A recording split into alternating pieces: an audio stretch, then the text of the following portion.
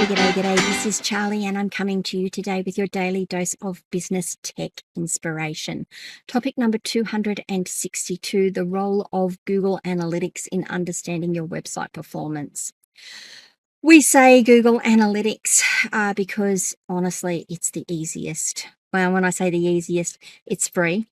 It's provided by Google, and adding it to your website is really a matter of signing up for your Google Analytics account, adding your website to your account, taking the piece of codes or the several pieces of code, there's 2 or 3, that it gives you and putting it into your website so that it runs on every page of your site, and then letting it do its magic.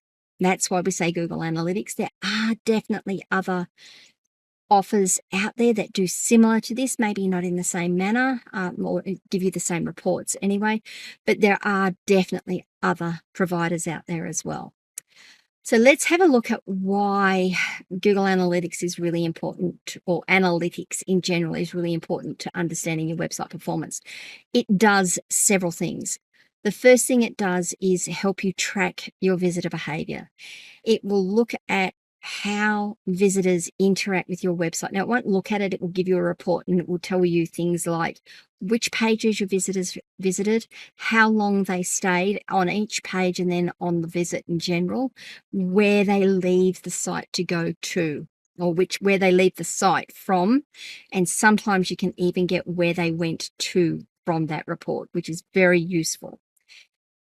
It will also help you identify your traffic sources. You will understand where your website traffic is coming from, whether that's on organic search, social media, direct visits, email, and from there, you'll be able to adjust your marketing efforts. You will also be able to measure how effective particular marketing methods are simply by looking at where your traffic sources are coming from.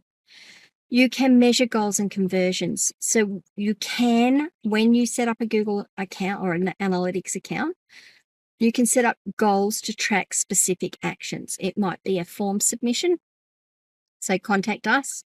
It might be a purchase. It might be a newsletter sign up.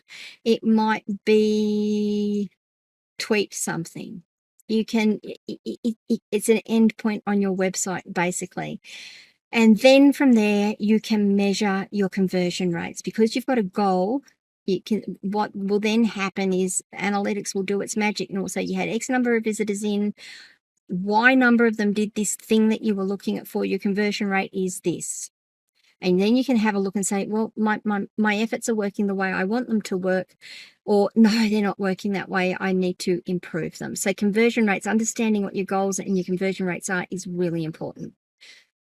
What about being able to understand your user demographics, how old your audience is, where they are located, what their interests are? You might not get all of that information with the crackdown that's happening on cookies and tracking user behavior, visitor behavior, but you can get a lot of it. And wouldn't it be great if you're thinking, I think my target audience is 45 to 65, and then you look at your Google Analytics and it's saying, well, no, according to us, your demographic is 35 to 40. That changes a few things, not the least of which is where you actually might target that audience, but how you target it, how you sell to them, the words you use, the things you say. So understanding your user demographics is a really big part of it. Looking at your user experience, you can identify high exit or high bounce pages. Now, high exit pages are the pages that people leave your website from, or points. Let's say high exit points on your website. It's where are people dropping off and going elsewhere or leaving your site from. Understanding that means you can go and look at that page and work out, are you sending them off of the page inadvertently? Like if you have a link there that's sending them off and they're not coming back. Or is it that they get to that page and there's nothing more to do, so they head on, like they're done. They can't get more information. They're not interested, whatever it is. Understanding where they are leaving the website from is an important thing. High bounce means these are the pages that people come into and leave almost immediately. Normally that happens if your page, well, there's a couple of reasons that a high bounce page might occur. One is that it might just load slowly and people are impatient and they're not interested in waiting. So it's not loading, move on. Another reason might be that it just doesn't target them properly. It just doesn't grab their interest quickly enough, and they're like, no, this isn't for me, and they move on. They're gone, exit the page, go to the next thing. Understanding what a high bounce page is, or where your high bounce pages are, is important, because then you can go back and assess that page and make adjustments for the user experience and engagement as you need to.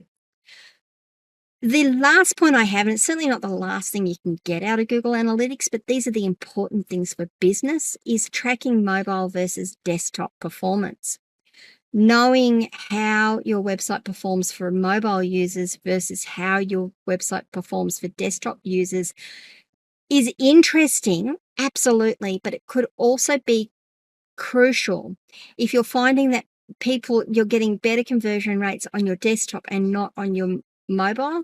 You can go and have a look at why you might not be on your mobile. Maybe it's just the way elements are being displayed on the mobile because the mobile is different, or people just don't have the patience on mobile. They just need information in a different way.